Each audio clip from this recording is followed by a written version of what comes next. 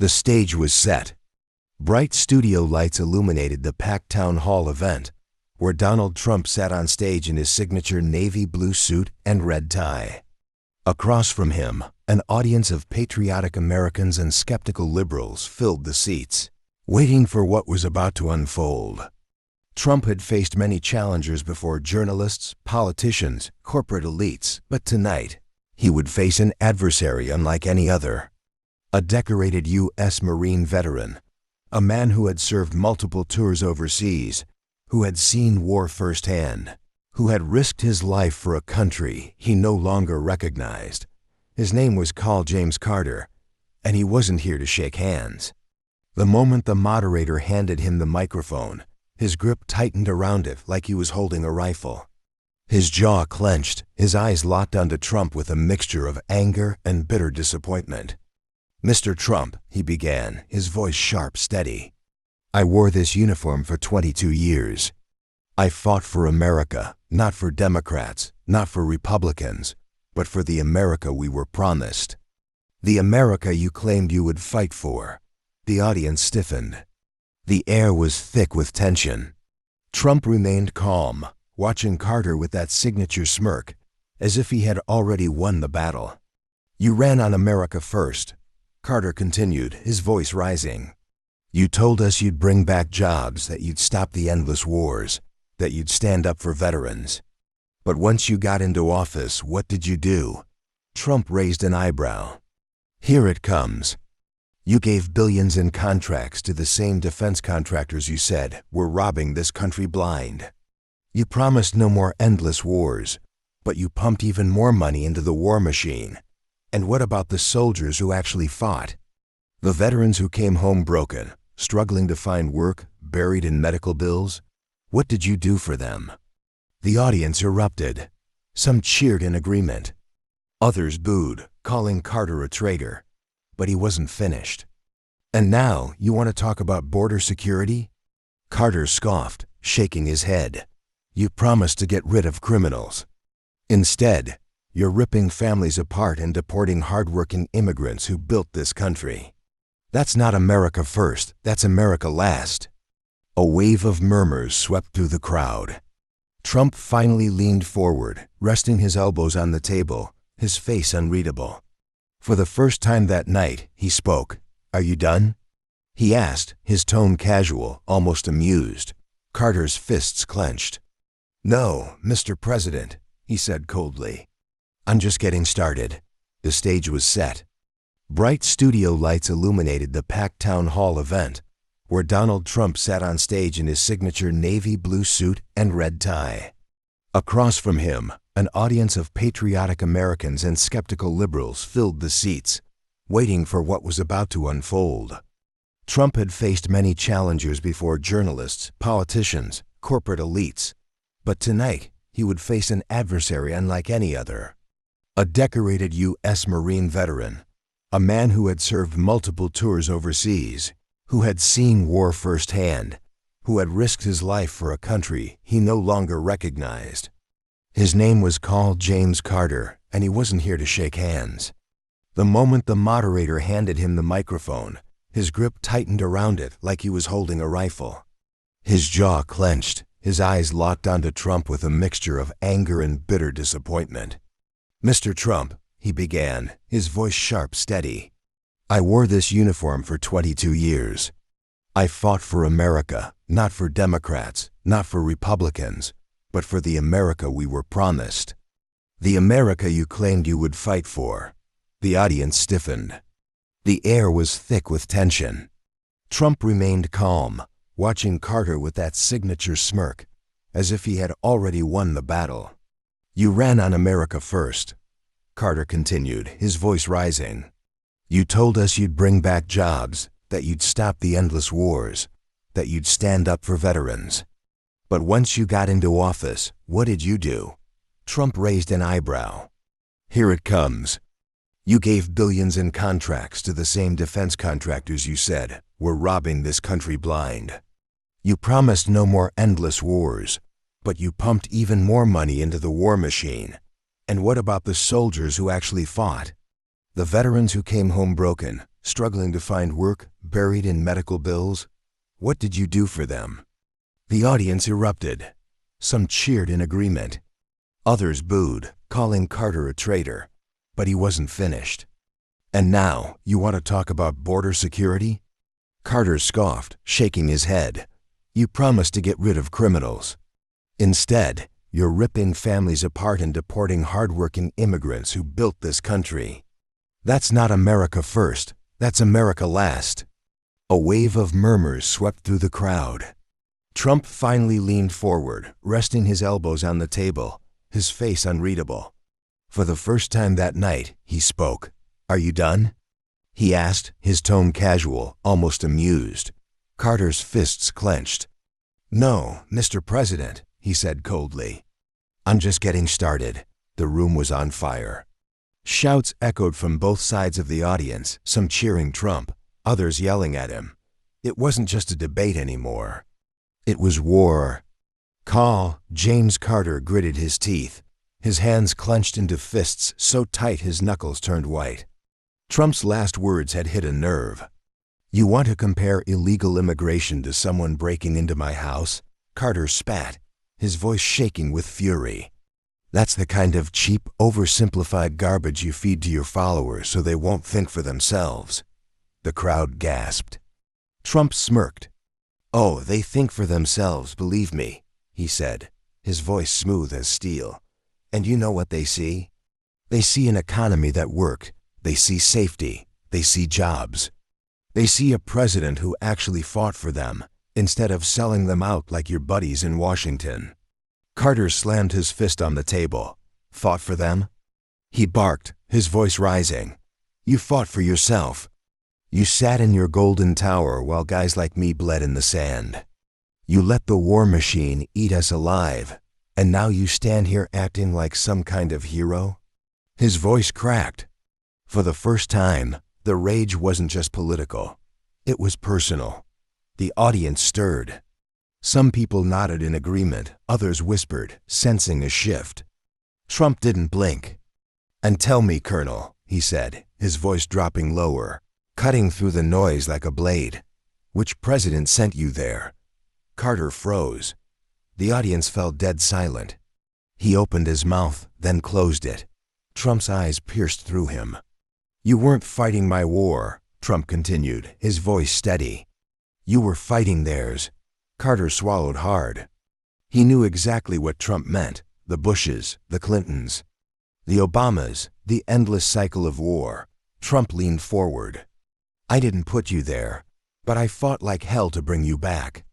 The crowd erupted. People jumped to their feet, cheering. Others booed loudly, furious. Carter's breathing was ragged. His shoulders rose and fell. His hands shook. For the first time that night, he had no words. Carter's hands gripped the microphone so tight it felt like it might snap in half. Trump's words lingered in the air like smoke after an explosion. "I didn't put you there, but I fought like hell to bring you back."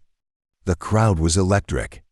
Cheers, boos, murmurs. This wasn't just a debate anymore. This was a war for truth, for control, for dominance. Carter's pulse pounded in his ears. He had trained for war. He had been in firefights, ambushes, situations where every second meant life or death. And yet, this moment felt just as dangerous. He could feel the weight of the audience, the millions watching at home. The pressure to win, to take Trump down, to prove that America wasn't buying his lies. And so he fired back. "You think you're some kind of savior?" Carter growled, his voice low and dangerous. "You sit here, acting like the hero, but let's talk about what really happened." The crowd hushed. Even Trump's expression stiffened slightly. Carter saw it. He was hitting something real. "You said you wanted to bring the troops home," Carter continued, his voice rising. "You said you'd drain the swamp. You said you'd fight the corruption that's been feeding off this country for decades. But the second you got into power, you surrounded yourself with the same war-hungry billionaires you swore you'd fight." A wave of murmurs swept through the crowd. Trump leaned back, his face unreadable. John Bolton, Mike Pompeo, Defense contractors making billions off our blood. Was that the America first you promised? Some in the audience clapped. Others booed. Carter wasn't done. And let's talk about the border, Mr. President. Trump's expression didn't change, but Carter saw the subtle shift in his eyes. He had his attention. You act like you're protecting America, Carter scoffed. But tell me something, when you separated families, when you threw innocent kids into detention centers, was that America first? The crowd erupted. The line had been drawn.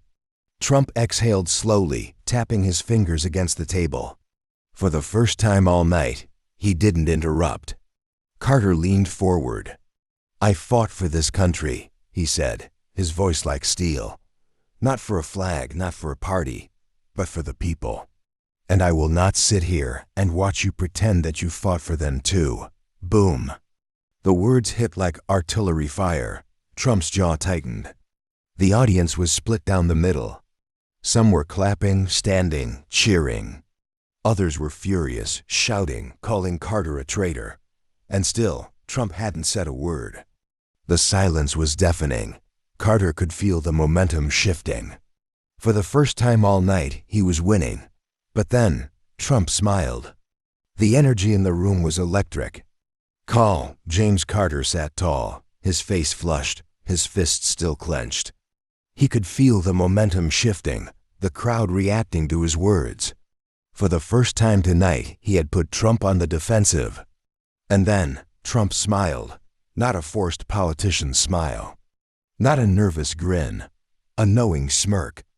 He leaned back, adjusting his tie, letting the weight of the silence settle, letting Carter feel like he had control. You done? Trump asked, tilting his head slightly. Carter gritted his teeth. Not even close.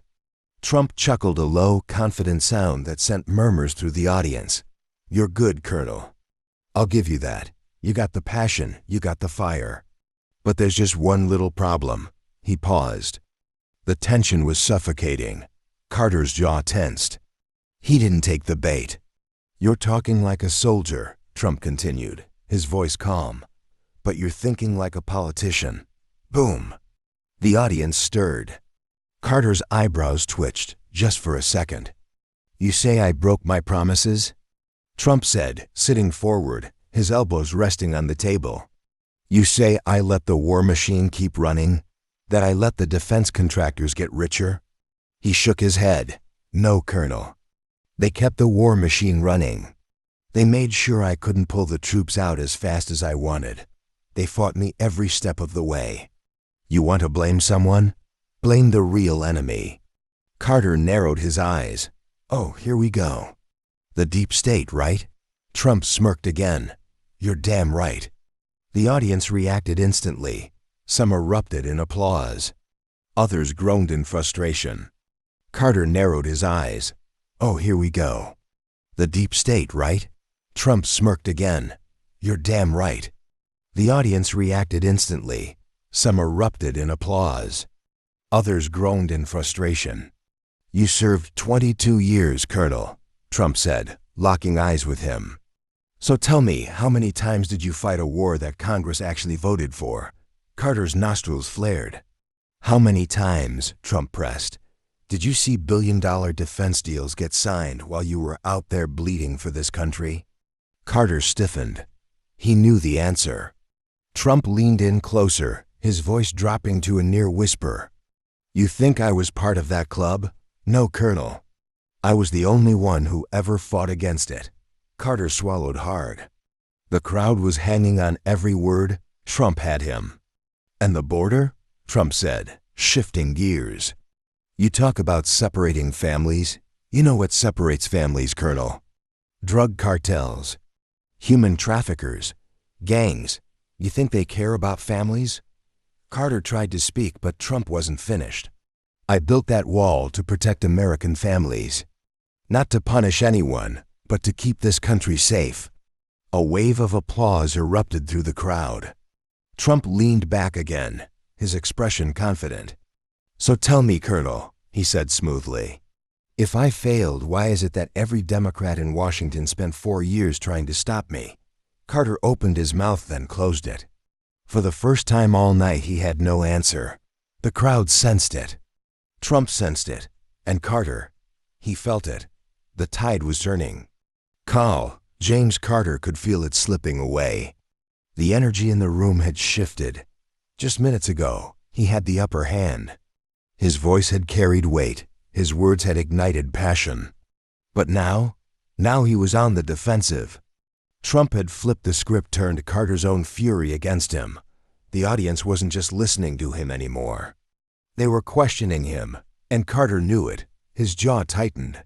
His grip on the microphone trembled. And then, he snapped. "You're full of it, Trump." He barked, his voice cutting through the air like a bullet. "You didn't fight against anything. You played the same damn game as the rest of them." Gasps rippled through the audience. Trump simply tilted his head, watching him like a predator watching prey. "You pretend to be the outsider, the fighter, but you took money from the same people you swore you'd take down." Carter slammed his fist on the table, his face turning red. "You don't give a damn about America. You care about power. That's all it's ever been for you." More gasps, shocked murmurs. Some applauded, others booed. But one thing was clear: Carter was losing control.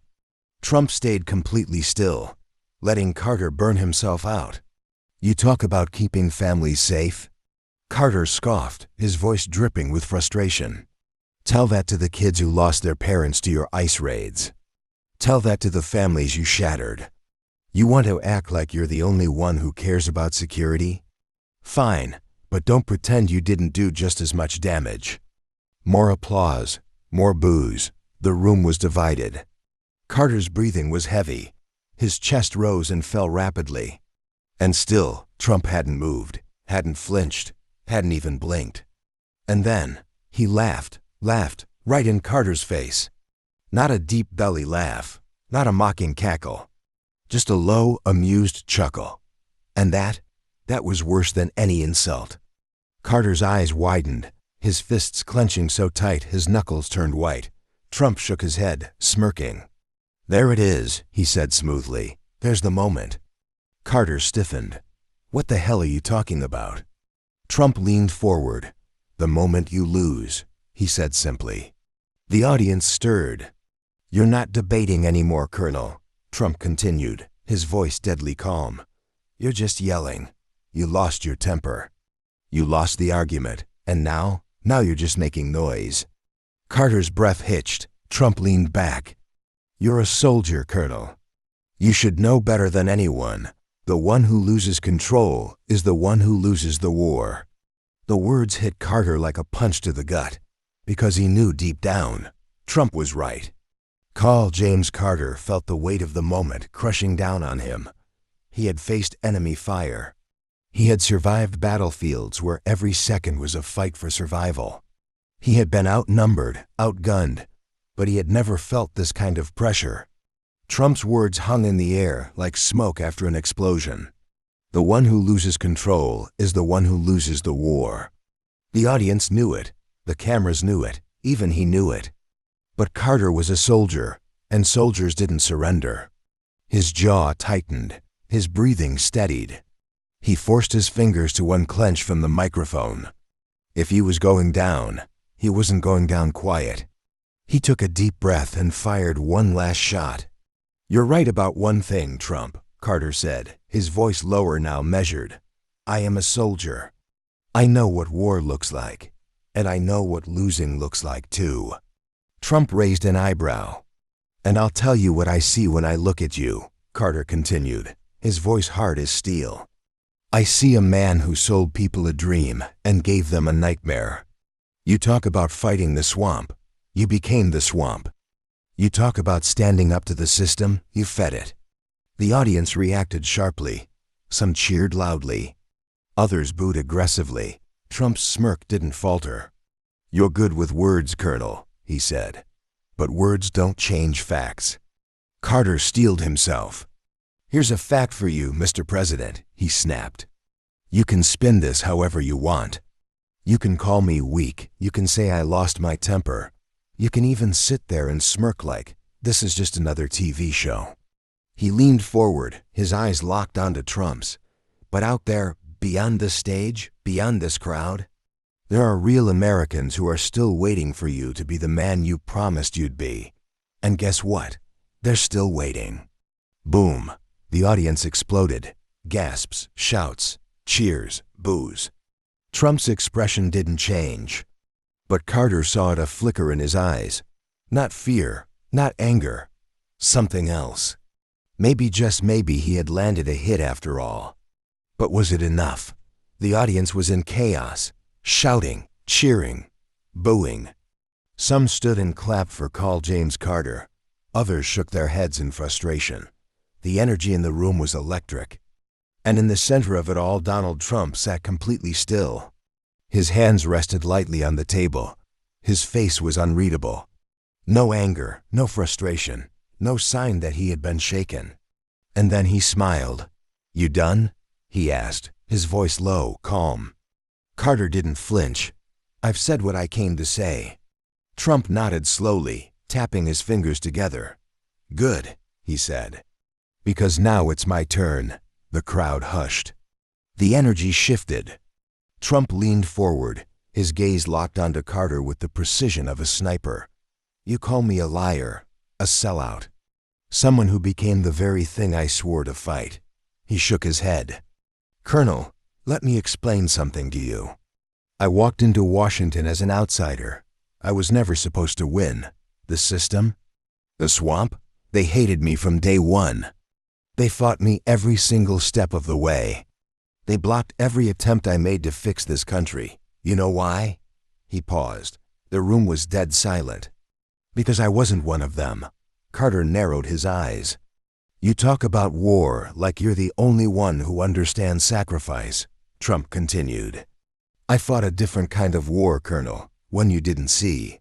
One that wasn't fought with bullets, but with power. And let me tell you something, I won." The audience erupted. Some roared in approval. Others shouted in frustration. Carter's jaw tightened. "You say I let America down?" Trump pressed. "You say I didn't fight hard enough? Let me ask you something, Colonel. Where were you when they tried to stop me?" Carter's expression darkened. "Where were you," Trump continued, "when they sabotaged the wall? When they blocked every attempt I made to drain the swamp? When the media twisted my every word? You want to blame me? Fine, but be honest, you weren't fighting against the problem. You were helping it." Boom. Carter's fists clenched. His face reddened. Trump saw it, and he went in for the kill. "You say real Americans are still waiting for me to be the man I promised? Guess what, Colonel? They're still waiting for you too." Silence. The air was suffocating. Carter's mouth opened slightly, then closed. No comeback. No counterattack. Just silence. The audience erupted. Some stood and cheered wildly. Others booed, shaking their heads in disbelief. Trump leaned back in his chair, adjusting his tie. "Debate's over." He stood. The crowd rose to their feet, screaming. Some chanting his name, others furious. Carter sat still, his chest rising and falling. His hands still clenched into fists. But deep down he knew Trump had won. Again. Wow, what a moment! This debate was intense, and it's only the beginning. What do you think? Was the veteran right, or did Trump handle it perfectly? Let us know in the comments. But wait, before you go, if you love gripping stories like this, hit that subscribe button and turn on notifications. You don't want to miss what's coming next. And if you enjoyed this video, give it a like. It really helps us bring you more powerful content. Thank you for watching, and we'll see you in the next story.